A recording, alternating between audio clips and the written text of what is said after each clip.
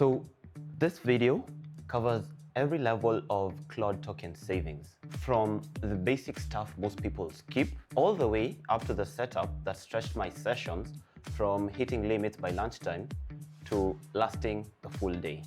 And most people think the fix is just writing shorter prompts or switching to a free model. But that's level 1 and level 7. And there are 5 levels in between that make a way bigger difference. And most people are stuck at level 2 without even knowing it. So after testing all of this across real client workflows at Loopsera, I'm going to walk you through all 7 levels. I'm also going to tell you which ones I actually use and give you a routing framework you can copy straight away. The routing cheat sheet and Claude.md template for this are in the AI Builders Boardroom, by the way. That's my school community for AI builders. Links below. So here's what's actually going on. Because in March 2026, Anthropic quietly tightened the session limits during peak hours. And what that means is that during weekdays, between 8 a.m. and 2 p.m. Eastern, your 5-hour rolling window now drains faster than it used to. Your weekly cap hasn't changed, but how it's spread across the day has.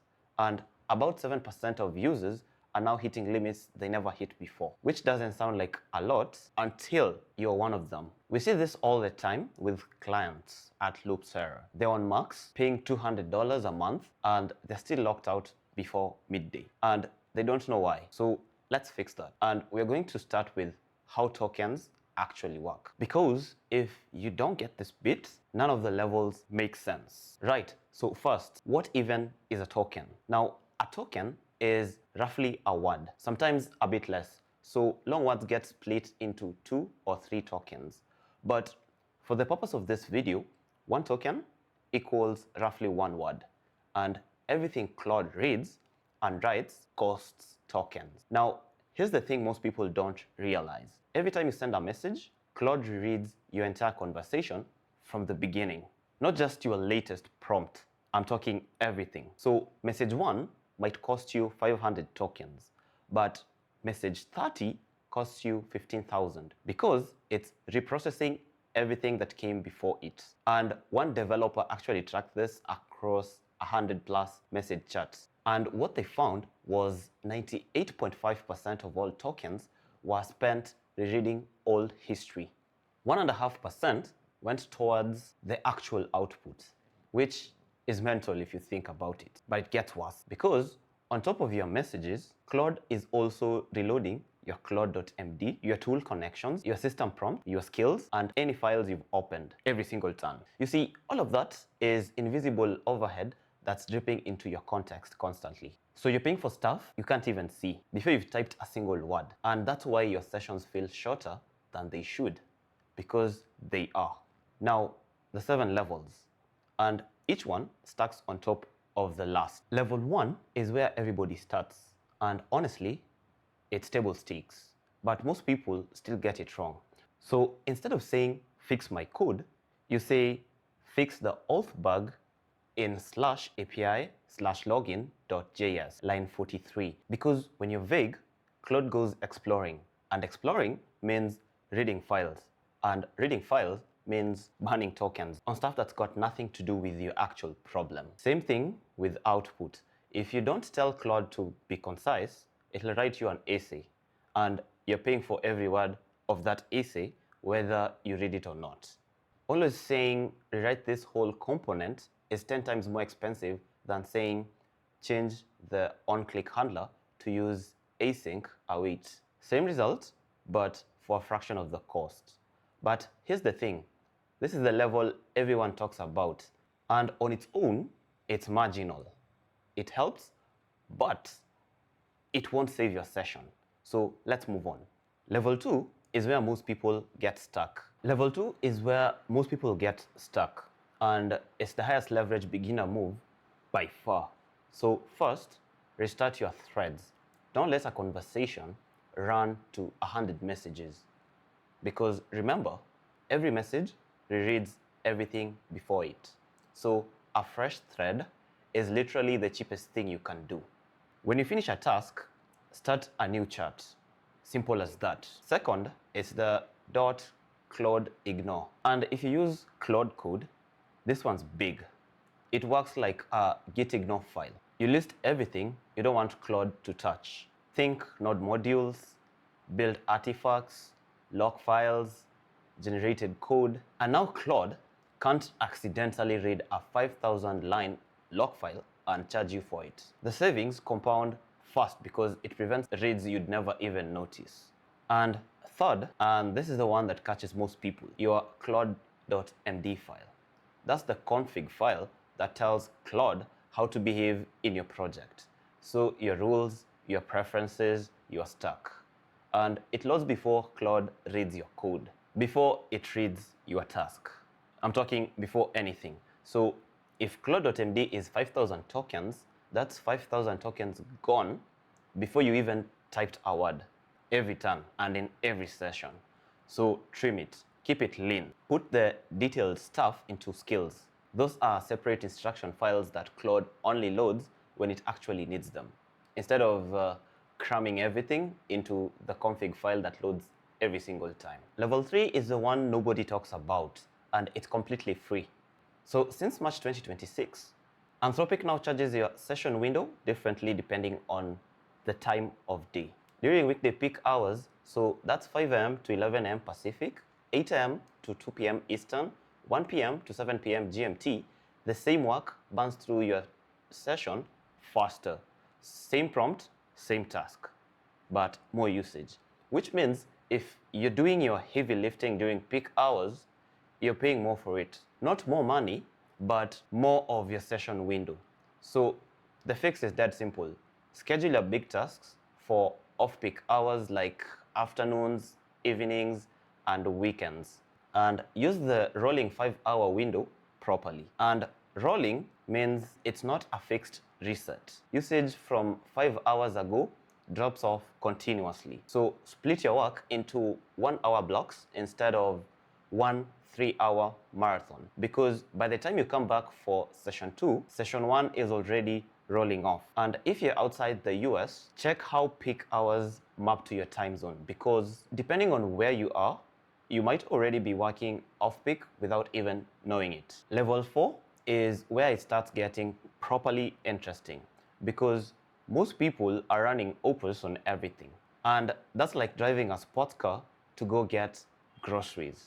Now, if you're using Claude code, this is where you get the most control. So type /model and switch based on what you're actually doing.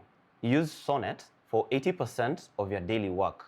So that's writing tests, simple edits, explaining code, reviewing PRs. It handles all of this fine, and it's significantly cheaper per token than Opus. Haiku for anything repetitive or lightweight. Think quick lookups, formatting, renaming variables. Anything where you don't need deep reasoning. You just need it done. And Opus only for the stuff that genuinely needs it. So that's complex multi-file refactors, architecture decisions, and debugging something gnarly that spans the whole code base. That's where Opus earns its cost. But the real cheat code here is the Opus Plus setup. What it does is it uses Opus during plan mode for thinking and reasoning part. And how you do that is typing / and then searching for model, and then you'll select Opus plan. You'll type Opus plan, hit enter, and it's going to set Opus 4.6 in plan mode, and everything else is going to use 4.6. So now it's going to automatically switch to Sonnet for the actual code generation. So you get Opus quality reasoning where it matters most without paying Opus rates for every line of code it writes after that. And that's a massive difference, because the planning is where you need the intelligence, the implementation is where you need the speed. And this setup gives you both. And if you've just watched that and you're sat there thinking, I want my team using Claude properly, but I don't have the time to be configuring routing rules and training everyone on token discipline. Well, that's exactly what we do at Loopsera. We come in, audit your whole AI setup, and build a system around how your team actually works. Links in the description if you want a free automation audit. Right, so levels 1 through 4 are all things you can do right now in under 5 minutes. Level 6 takes more setup, but the payoff is massive. We'll get there. But first, level 5. And this one's about maintenance mid-session. So Claude has a command called /compacts. And if you're in the chat interface, this is the equivalent of starting a new conversation before yours gets too long. And what it does, it compresses your conversation history down to just the important parts, strips out the noise, keeps the context that matters. Now, most people wait for auto compaction to kick in, but by that point, your context is already blotted. The quality of your responses has already dropped, and you've already overpaid for 20 messages worth of stale history being reread over and over. So the move is compact manually at around 50% context usage. And you can actually check where you are at by typing /status and then hitting enter. And then if you're using your arrow navigations, you navigate to usage and you'll see how much usage you've used for that specific session. And what you see on top is the usage you've used in that specific session, and the one at the bottom is for the 5-hour window before it resets again. So it shows your context usage as a percentage. So don't wait, just do it. And when you're switching to a completely unrelated task, use /clear, because there's no reason your next task should be paying for the context of the last one. And think of it like clearing your desk before project. You wouldn't start a new build with the last project files spread everywhere. Same logic here. So clean context means better output and lower costs, both at the same time. Level 6 is the big one, and this is where the math starts to get genuinely interesting. So here's the problem. If you want Claude to analyze 30 documents and cross-reference findings, pull out themes, and produce a report, that's an expensive session. You're feeding it thousands of tokens of raw content, and Claude's rereading all of it every time. But what if Claude never says the raw documents at all? So NotebookLM is Google's research tool.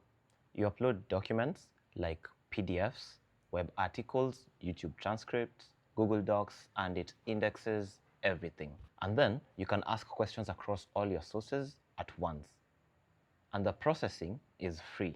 Google pays for it. Now, the limitation is that NotebookLM is a browser tool, no API, and there's no way to automate it. But a developer called Tengling reverse engineered the internal protocols and built an open source CLI called NotebookLM Pi. And what this lets you do is control NotebookLM entirely from the terminal. So you can create notebooks, upload sources, and run queries all from the command line. So let me show you how to actually set it up, because it takes about 5 minutes. So you'll go back to Claude Code in your terminal, and then you're going to copy this GitHub URL. You're going to go back to your Claude Code in your terminal, and then you're going to paste the URL, install Redis repo, and install the skill. And Claude Code is simply going to install the skill. Since I've already installed the skill on my Claude Code account, you just /skills, and it's gonna appear on the drop-down list here. So you're gonna see NotebookLM.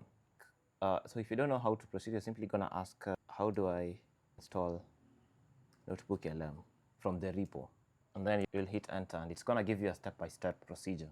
So you'll see it's checking if the skill has already been loaded, and you are going to simply follow the steps that it comes up with. You can just tell it to install everything for me, and it's simply gonna do that. And all that's gonna be left for you is to log into your NotebookLM. Then we'll click proceed. So it's going to install everything for me. So you're going to click yes to proceed. So it's done. So to log in, you'll simply need to copy this command, click this plus icon to create a new terminal, and it's going to add itself. It's gonna, so if you click the plus icon, it's gonna add a new terminal in the terminals list. And then you're simply going to right click to paste and then hit enter. So our browser is gonna pop up, and it's gonna prompt you to sign into your Google account. Once you're done, you'll need to go to you'll need to go to this browser so that, and then once this browser has fully loaded on your browser, you're gonna go back and then you're gonna hit enter and it's gonna log you in. So that's how you do it. And once you're done, you're going to ask Claude if you're fully logged in, and it's going to check the terminal.